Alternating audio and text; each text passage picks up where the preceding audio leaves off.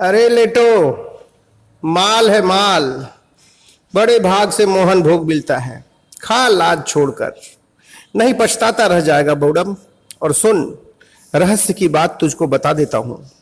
साधु का अन्न नुकसान नहीं करता। बलराम साधु है, कितने भाव से मुझे बुलाकर खिलाता है। गरीब बाभन को मोहन भोग। ठाकुर का कौतुक देखकर दुलरुआ नरेन ठठाकर हंसा। देख, हंसता है साला, अब हंसता है। मेरी देहाती बोली से इसे गुदगुदी होती है। वकील का बेटा है, दाने दाने के लिए मारा मारा फिर रहा था। कलप कलप कर दरिद्रता मोचन का मंत्र पूछ रहा था। मां ने साले को मोहन भोग में असर करा दिया तो हंसता है।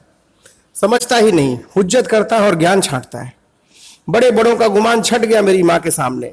माँ की महिमा पटवारी बुद्धि की समझ से परे है। मेरी तो देह जलने लगती है पटवारी बुद्धि देखकर। मगर बिलायती रंग में रंगे ये छोकरे मेरी देहाती बोली सुनकर हंसते हुए विद्रूप करते हैं। साले माँ की भाषा समझ ही नहीं पाते, केवल तर्क और लड़ाई, यही है इनकी कमाई। और सुन रे मास्टर, तू गंभीर प्रकृति वाला है, रस का आस्वाद लेना सीख, नहीं तो राख में मिल जाएगी जिंदगी। देख नरेन की शरारत, अपने तो पराया माल कैसे भकोस रहा है, जैसे जीवन में पहली बार मोहन भोग मिला है। और हंसकर मेरे लाटू को लजवा दिया। बेचारा बिना खाए रह जाएगा। कायस्थ का बेटा है, नस नस में चालाकी भरी है। यही है पटवारी बुद्धि कि कूट कौशल से गांव भर की जमीन अपने नाम हो जाए। मैं तो ठहरा गरीब बाभन। सच कहता हूं तुझसे, मोहन भोग, पायस, संदेश, चढ़चड़ी जब सामने देखता हूं, मां का अनुग्रह मानकर पत्तल पर टूट पड़ता हूं। तू ही सोच जरा, मूढ़ी गुड़ और चिवड़ा चबाने वाले दरिद्र को मोहन भोग क्या मां की कृपा के बिना मिल जाएगा? दाने दाने के लिए तड़पने वाले तुलसीदास को राम जी ने गोपाल मंदिर में जगह दिलाई कि नहीं? गाय चराने वाली और घास काट काट कर जीविका कमाने वाली लड़की को मां ने रानी बनाया कि नहीं? रासमणी रानी न बनती तो यह मां का मंदिर और बगीचा बनता कैसे? और फिर तो मेरे और लाटू जैसे गरीब को कैसे सहारा मिलता? रोता रोता आया था उस बगीचे में कि मेरी मां और भाई अन्न के लिए तड़प रहे हैं। मां से कहकर कुछ समाधान निकालो ठाकुर। मां ने जब मोहन भोग परस दिया है तो हंस रहा है साला। बिलायती बोली में फिस फिस करने वालों की माया से बचकर रहना मास्टर। हमारा निपढ़ लाटू ही ठीक है, गंवई बौडम है। इसका मन प्रपंच में नहीं, मां के चरणों में बसा रहता है। देख, रामचंद्र दत्त के आंगन से छीनकर मां ने इसे अपने आंगन में बैठा दिया। कामार पुकुर के बाभन को अपने बगीचे में खींच लिया, रानी के बगीचे का माली बना दिया। नरेन, खेल नहीं है मां की महिमा को समझना। तेरी तर्क बुद्धि से वह नहीं समझ में आएगी, पानी पीटता रह जाएगा। आस्था चाहिए। आस्था की बात मेरी मां मुझे बताती थी। कहती थी कि तेरा जन्म हुआ तो पूरे गांव में हल्ला हो गया कि चाटुर्जा बाड़ी में सोने का बेटा जन्मा है। देख भला, घर में भूजी भांग नहीं और आस्था यह कि सोना जन्मा है। आज भी गांव की गरीबी याद आती है तो रोए खड़े हो जाते हैं। गमछे में लेकर मूढ़ी चिवड़ा चबाता रहता था। देख, मां की लीला, बलराम मोहन भोग खिला रहा है। वकील का बेटा क्या समझे गरीबी की आंच। मौज में कटी है लइकाई। दरवाजे पर अंग्रेजी पढ़ने की, गाने की, तैरने की, खेलने की सुविधा और राजकुमार का सुख। बाप मरा और आंगन से दमड़ी दाना गायब। तब आया बच्चों की समझ में कि अभाव की ज्वाला कितनी तीखी होती है। अब जरा संभला है तो ऐसी वाचा जागी है कि तर्क और ताना बंद ही नहीं होता। जरा हरियरी दिखी कि आदमी अपना दुख भूल जाता है। मेरी मां अपना अभाव भूल गई थी और गांव की औरतों के कहने से भ्रम में पड़ गई थी कि सचमुच सोना ही उसकी कोख से जन्मा है। 3 ठगों ने जैसे गरीब बाभन की दक्षिणा की बचिया ले ली थी, भ्रम रचकर मेरी मां को गांव वालों ने भरमा दिया था और अपने सोने की रखवाली में उसका खाना सोना हराम हो गया था।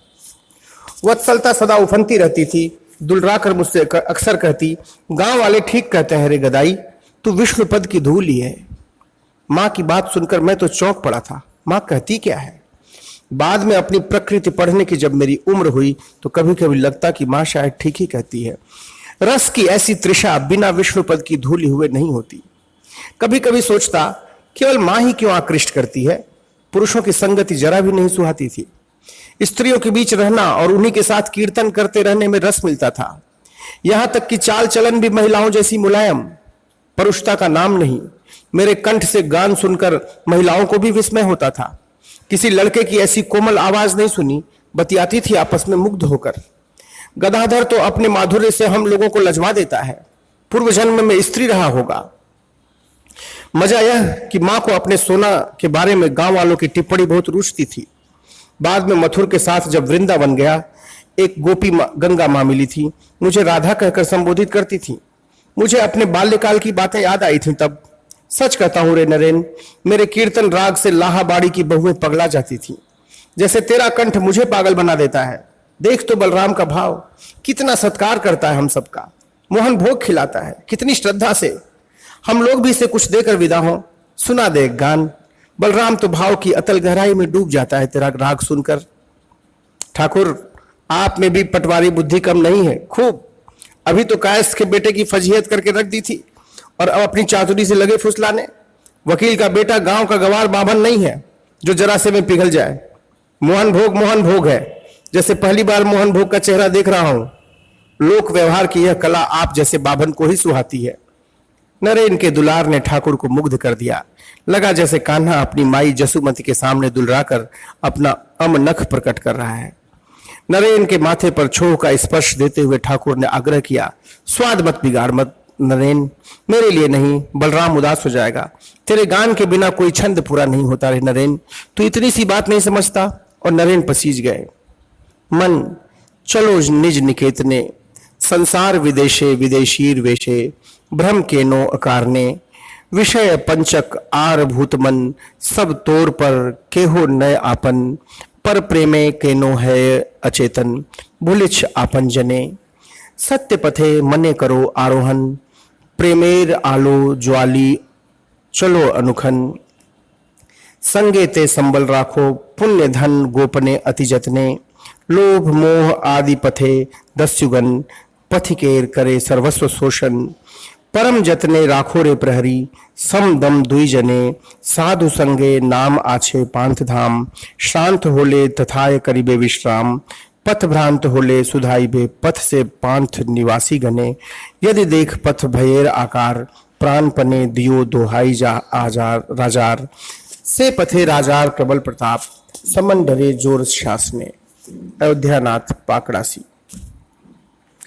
नरेन के राग स्पर्श से ठाकुर क्षण भर में महाभाव में प्रवेश कर जाते हैं।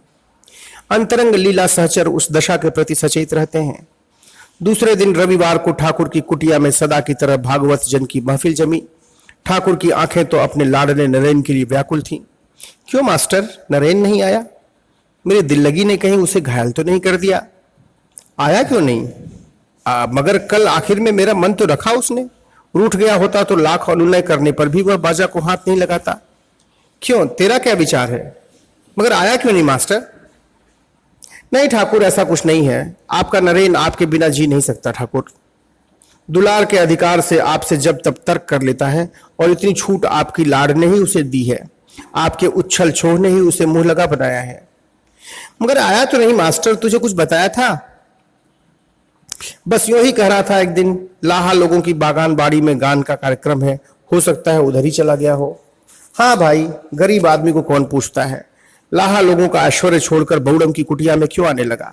जानता है मास्टर, एक दिन लाटू को झिड़कते हुए उसने कहा था, तेरा परमहंस जाहिल जपाट उजबक है, माताल यानी शराबी की तरह कांपते हुए चलता है, तुतला तुतला कर देहाती बोली बोलता है। बेचारा लाटू तो नरेन की मुद्रा से रोने रोने को हो आया था।